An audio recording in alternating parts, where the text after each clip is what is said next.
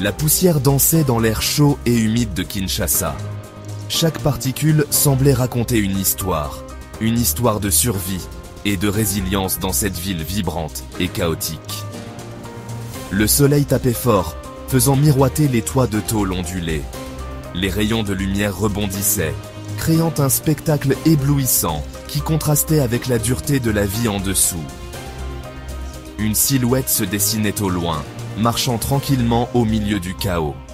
Cette figure solitaire semblait presque irréelle, comme un mirage dans la chaleur étouffante. Jésus, il était là, dans les rues animées de la capitale congolaise. Sa présence apportait une étrange sérénité, une pause dans le tumulte incessant de la ville. Son regard se posait sur chaque visage, chaque scène, absorbant la joie brute et la souffrance palpable qui se côtoyaient dans ce creuset d'humanité. Il voyait au-delà des apparences, captant l'essence même de chaque âme qu'il croisait. Ses sandales foulaient le sol poussiéreux, ses pas silencieux au milieu du brouhaha incessant. Chaque pas semblait résonner avec une signification profonde, une connexion avec la terre et les gens qui l'habitaient. Les klaxons des voitures, les appels des vendeurs ambulants, les rires des enfants, tout se mélangeait dans une symphonie urbaine chaotique. Cette cacophonie était le pouls de Kinshasa, une mélodie désordonnée mais vivante. Pourtant, Jésus avançait, serein, un sourire bienveillant éclairant son visage. Il semblait porter en lui une paix intérieure, une force tranquille qui défiait le tumulte environnant. Il était venu à la rencontre de ses enfants, dans ce coin du monde marqué par la pauvreté et l'espoir. Chaque interaction, chaque sourire échangé était un rappel de l'humanité partagée, de la capacité de l'amour et de la compassion à transcender les difficultés. Les visages racontaient des histoires de lutte et de triomphe, de douleur et de joie. Dans chaque regard, il y avait une lueur d'espoir, une promesse de jours meilleurs à venir. Alors que le soleil se couchait sur Kinshasa, la ville semblait s'apaiser, enveloppée dans une lumière dorée. C'était un moment de répit, une pause dans le rythme effréné de la vie quotidienne. La nuit tombait, mais l'énergie de la ville ne faiblissait pas. Les lumières scintillaient, les marchés nocturnes s'animaient et la vie continuait, implacable et belle. Un groupe d'enfants dépenaillés jouait au bord de la route, leur rire fragile couvert par le vacarme ambiant. Ces enfants, souvent invisibles aux yeux des passants, trouvaient dans ces moments de jeu une échappatoire à leur réalité difficile. Leur rire, bien que fragile, résonnait comme une mélodie d'espoir dans le chaos de la ville. Ils étaient maigres, les vêtements déchirés, mais leurs yeux brillaient d'une joie simple, celle de l'instant présent. Chaque sourire, chaque éclat de rire était une victoire sur les difficultés de leur quotidien. Malgré la pauvreté et les privations, ces enfants trouvaient encore des raisons de sourire, de s'amuser, de rêver. Jésus s'arrêta, les observant avec tendresse. Il voyait au-delà des apparences, au-delà des vêtements en lambeaux et des visages marqués par la dureté de la vie. Pour lui, ces enfants étaient des trésors, des âmes pures, méritant amour et attention. Il s'assit sur le bord du trottoir, les invitant à le rejoindre. Son geste simple mais plein de chaleur attira immédiatement l'attention des enfants. Ils étaient curieux de cet homme qui semblait différent, qui leur offrait un sourire sincère et une présence rassurante. Timidement, les enfants s'approchèrent, intrigués par cet homme au visage doux. Ils n'étaient pas habitués à recevoir autant de gentillesse de la part des adultes. Leur méfiance initiale fit place à une curiosité grandissante, et bientôt, ils se sentirent assez en confiance pour s'asseoir près de lui. Il leur parlait avec douceur, s'intéressant à leurs jeux, à leurs rêves. Chaque mot qu'il prononçait était empreint de bienveillance. Il voulait comprendre leur vie, leurs espoirs, leurs aspirations. Pour ces enfants, c'était une rare opportunité de partager leurs pensées et leurs rêves avec quelqu'un qui les écoutait vraiment. Il écoutait avec attention leurs histoires, souvent dures, toujours pleines d'espoir. Les enfants parlaient de leur famille, de leurs amis, de leurs rêves d'avenir. Malgré les difficultés, ils gardaient en eux une lueur d'espoir, une volonté de croire en des jours meilleurs. Dans ses yeux, Il ne voyait pas de jugement, seulement de l'amour et de la compassion. Pour ces enfants, habitués à l'indifférence ou à la dureté des regards, c'était un changement bienvenu. Ils se sentaient valorisés, compris, aimés pour ce qu'ils étaient.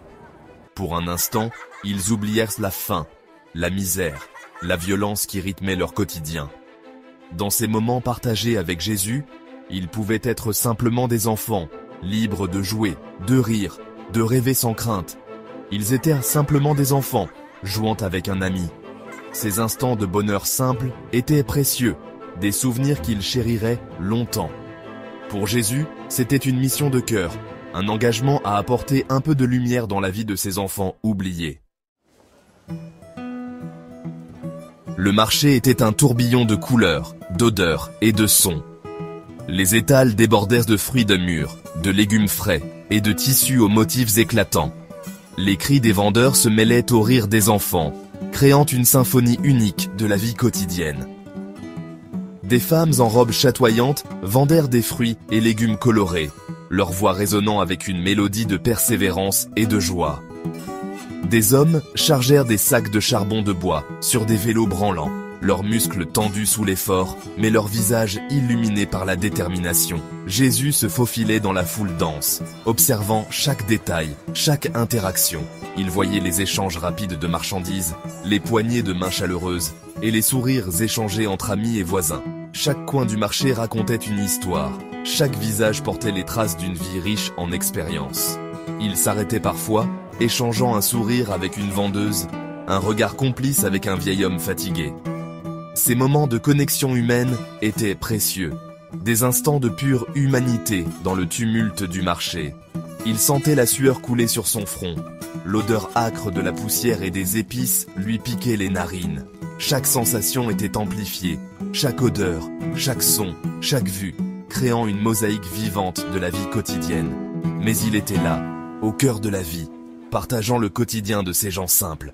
Il voyait la beauté dans leur résilience, la force dans leur solidarité et la joie dans leur sourire. Chaque jour était une lutte, mais aussi une célébration de la vie. Il écoutait les conversations animées, les marchandages acharnés, les rires et les disputes. Chaque interaction était une danse complexe de négociations et de compromis, un reflet de la vie elle-même.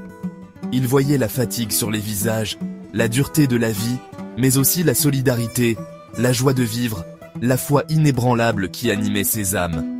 Chaque regard, chaque geste, chaque mot était une preuve de leur humanité partagée, de leur capacité à trouver la lumière même dans les moments les plus sombres. La vitesse et l'espoir. Des jeunes hommes zigzaguaient entre les voitures, juchés sur des motos pétaradantes.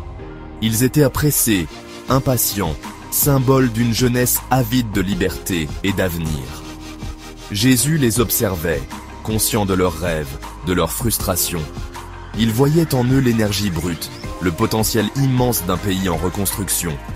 Il les voyait aussi prendre des risques, parfois inconscients, souvent par nécessité. Il ressentait leur impatience, leur désir de brûler les étapes, de rattraper le temps perdu. Il aurait voulu les prendre par la main, les guider vers un chemin plus sûr, mais il savait que chacun devait trouver sa propre voie. Alors, il leur envoyait une prière silencieuse, un message d'espoir et de prudence. Le fardeau de la mère. Une femme marchait d'un pas lent et lourd, un bébé attaché sur le dos, un panier rempli de marchandises sur la tête. Son visage était marqué par la fatigue, la sueur coulait le long de ses tempes. Jésus la regardait avec compassion, conscient du poids qu'elle portait sur ses épaules. Il voyait en elle la force des femmes africaines, piliers de la famille, gardiennes de la tradition. Il sentait la douleur dans son dos courbé, l'inquiétude dans son regard fatigué. Il aurait voulu la soulager de son fardeau, lui offrir un moment de répit. Alors, il lui envoyait une vague d'énergie bienveillante, un souffle d'espoir pour l'aider à poursuivre son chemin. Ensuite, il entre à Goma, là où la peur persiste, où les échos des armes résonnent encore. Jésus s'arrête. Il pleure avec les mères. Il pense les plaies des déplacés. Il regarde vers les collines, vers l'est. et murmure « Paix ». Que la paix coule comme un fleuve. Il avance vers Bukavu, Beni, Ituri, et dans chaque village blessé, il sème la réconciliation. Il n'accuse pas, mais tend la main. Il invite à la paix, même avec les voisins, même avec le Rwanda. Là où l'histoire divise, lui, Jésus, bâtit des ponts. Des ponts faits de pardon, de vérité, de justice. Puis, il s'arrête sur une colline. Sous ses pieds, la terre est riche. Or, cobalt, coltan, diamants. Mais autour, les villages sont pauvres. Les enfants marchent pieds nus. Les écoles tombent en ruine.